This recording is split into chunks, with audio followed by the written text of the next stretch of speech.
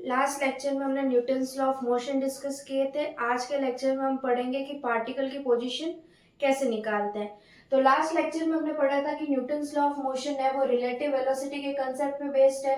तो relative velocity निकालने के लिए हमें पार्टिकल की पोजीशन पता होनी चाहिए। तो आज के लेक्चर में हम पढ़ेंगे कि हम पार्टिकल की पोजीशन कैसे निकालते हैं। तो पार्टिकल ऑफ पोजीशन निकालते हैं कि दो कंडीशन के अंदर निकालते हैं। पहला, जब पार्टिकल रेस्ट पे हो। दूसरा, पार्टिकल जब मूव कर रहा हो। तो पार्टिकल जब रेस्ट पे हो तो उसके भी फर्दर दो पार्ट्स कर सकते हैं, या फिर दो तरीके से हम पार्टिकल की पोजीशन पता कर सकते हैं।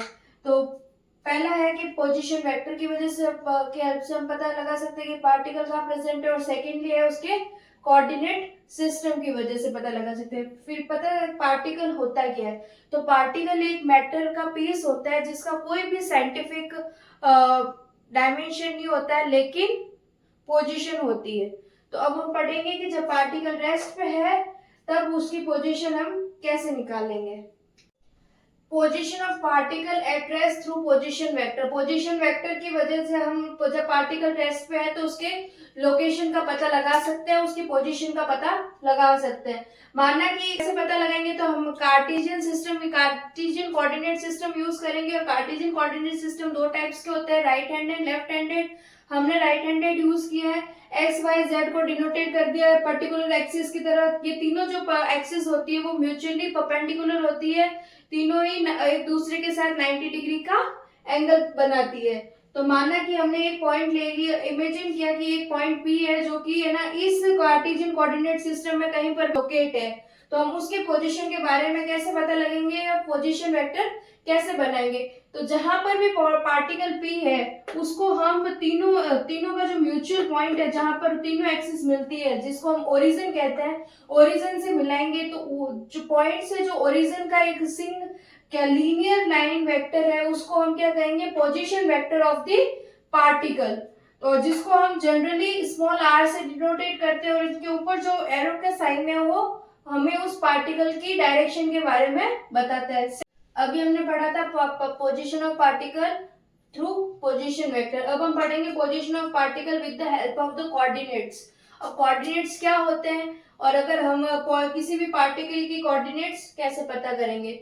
तो हमने एक red handed Cartesian coordinate system बनाया है जिसकी 3 एक्सिस है, एक्स वाई जेड।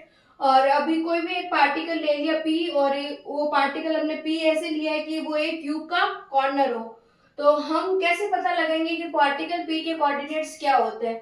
तो पार्टिकल पी के कोऑर्डिनेट्स पता लगाएंगे कि the length of the normal drawn from the point to the plane made by the X Y Z axis, these lengths are known as the coordinates of P. मतलब कि point P से हम normal drawn करेंगे X Y और Z axis पे, या फिर इनके प्लेन्स में, जैसे कि ये वाई एक्स प्लेन है, ये वाई जेड प्लेन है, ये एक्स जेड प्लेन है, और वैसे ही पीछे की तरह 3 और प्लेन्स बनेंगे।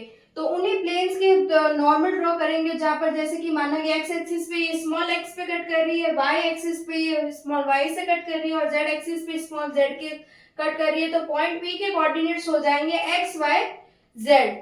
तो अब अभी हमने थोड़ी देर पहले पढ़ा था कि हमें ना पोजीशन ऑफ पार्टिकल है वो वेक्टर या पोजीशन वेक्टर के थ्रू भी पता कर सकते हैं। और अभी हमने पढ़ा कि कोऑर्डिनेट सिस्टम भी है वो पार्टिकल्स की पोजीशन के बारे में बताते हैं। तो क्या पार्टिकल की पोजीशन वेक्टर और कोऑर्डिनेट सिस्टम के बीच में कोई रिलेशंस है? तो यस ऑफ कोर्स है। नेक्स्ट हम जो पढ़ने जा रहे हैं वो पढ़ेंगे हम relation between the position vector and the coordinate of the point P. Let's start. अभी हम पढ़ने जा रहे हैं relation between position vector and coordinate of the point P. तो अभी हमने ना एक्स वाई जो एक्सिस है उसके अलोंग उनके यूनिट वेक्टर्स लिए, एक्स एक्सिस के अलोंग लिया है आई कैप, वाई एक्सिस के along J cap, and Z axis के अलोंग के कैप। तो अभी हम सिंपली वेक्टर एडिशन अप्लाई करेंगे इस केस में। तो पहले तो हम देख लेते हैं कि वेक्टर एडिशन होता क्या है।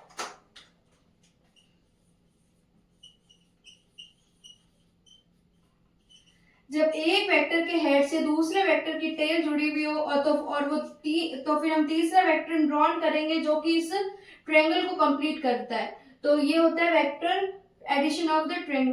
तो ये माना कि ये वेक्टर ए है, ये वेक्टर बी है, तो ये वेक्टर सी है। तो वेक्टर लॉ ऑफ एडिशन के according vector A plus B equal to vector C होगा। जब एक वेक्टर का हेड दूसरे वेक्टर के टेल से कंप्लीट हो जाए तो तीसरा वेक्टर है जो कि ट्रायंगल कंप्लीट कर रहा है वो उन दोनों के एडिशन के इक्वल होता है। तो हमने वेक्टर एडिशन पढ़ लिया, अभी हम इसी सिंपल रूल का अप्लाई करेंगे इस केस के अंदर और हम रिलेशन फाइंड आउट करेंगे। तो चलिए स्टार्ट करते हैं। तो पॉइंट पी, पोजीशन वेक्टर और coordinate of the point P के अंदर रिलेशन निकालने के लिए हम पहले ट्रायंगल वेक्टर एडिशन अप्लाई करेंगे ट्रायंगल ओ पी बी में।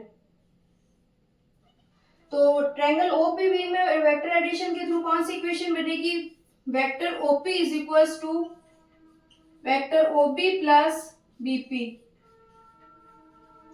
तो हम किस बना जनरली साइड्स जो लेंथ है उनका यूनिट वेक्टर के अलावा उनके कोऑर्डिनेट्स लिख लेते हैं, जैसे कि AP is equals to BN is equals to OL is equals to ML, ये होंगे एक्स वेक्टर यानी कि X I cap. AN BP OM LC होंगे वाई वेक्टर यानी कि J Y J cap.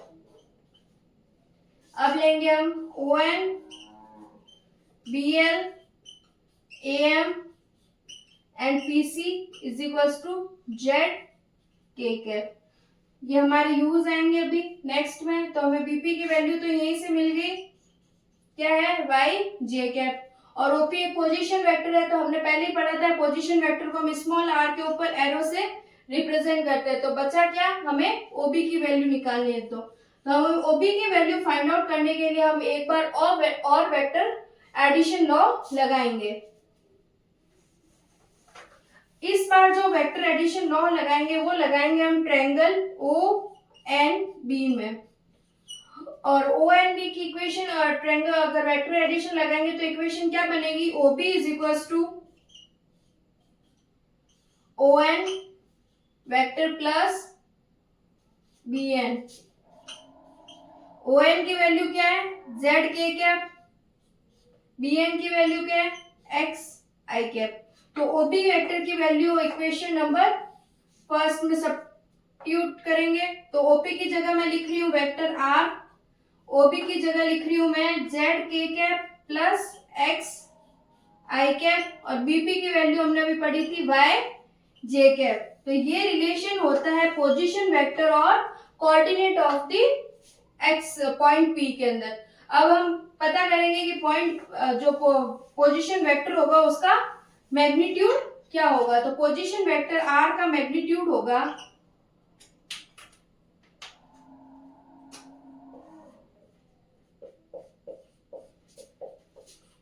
Root of X square plus Y square plus Z square.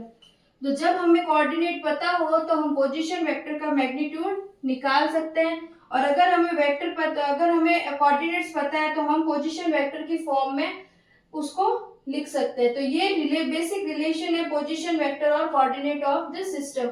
आज का lecture हम यहीं पे खत्म करते हैं। नेक्स्ट लेक्चर में हम पढ़ेंगे जब पार्टिकल की पोजीशन पता करेंगे जब वो मूव कर रहा हो। ये हमारा रहेगा नेक्स्ट टॉपिक। Thank you.